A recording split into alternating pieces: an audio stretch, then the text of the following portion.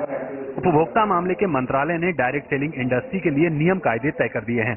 इन नियमों के तहत अब एमवे या टपरवेयर जैसी डायरेक्ट सेलिंग कंपनियों का एजेंट बनने के लिए कोई फीस देने की जरूरत नहीं होगी और अगर कंज्यूमर इन कंपनियों से कोई प्रोडक्ट लेने के बाद उससे संतुष्ट ना हो तो 30 दिनों में इसे वापस लौटा भी सकेगा। ऐसे कई और नियम डीएसए की गाइडलाइंस में होंगे। उपभोक्ता मामले के मंत्री रामविलास पासवान ने इन गाइडलाइंस पर इंडस्ट्री से बातचीत की है।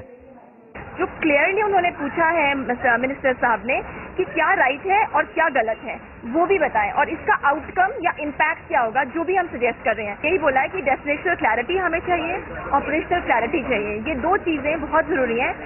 ये रख के सोचना है जो भी गाइडलाइन आए अभी के लिए कि एटलीस्ट अगले 10 साल तक तो हमें प्रॉब्लम नहीं हो। देश में डायरेक्ट सेलिंग इंडस्ट्री का साइज करीब 7,000 करोड़ रुपए का है, लेकिन इसके लिए राष्ट्रीय स्तर पर कोई ठोस नियम नहीं है। केरल और राजस्थान ही 2 राज्य हैं जहां डायरेक्ट सेलिंग इंडस्ट्री के लिए दिशा निर्देश तय हैं।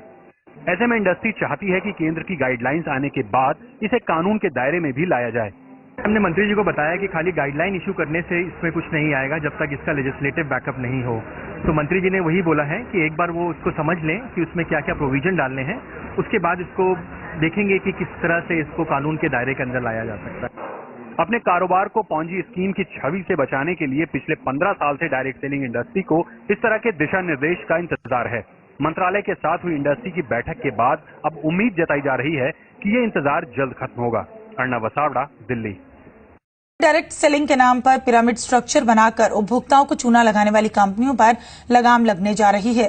कंज्यूमर अफेयर्स विभाग ने आज गाइडलाइंस जारी कर दी। सरकार ने इसकी समीक्षा के लिए एक इंटर मिनिस्ट्रियल पैनल का गठन किया। पैनल की रिपोर्ट को आधार बनाते हुए ये गाइडलाइंस जारी की गई हैं।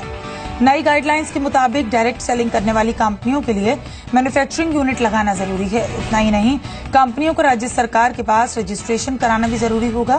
कंपनी को अपने एजेंट से खरीदार और विक्रेता का एग्रीमेंट करना भी जरूरी होगा। कंपनियां एजेंट से एंट्री फीस के तौर पर कोई रकम नहीं वसूल सकेंगी। सामान नहीं बिकने पर कंपनी को पूरा पैसा वापस देने की गारंटी भी होगी।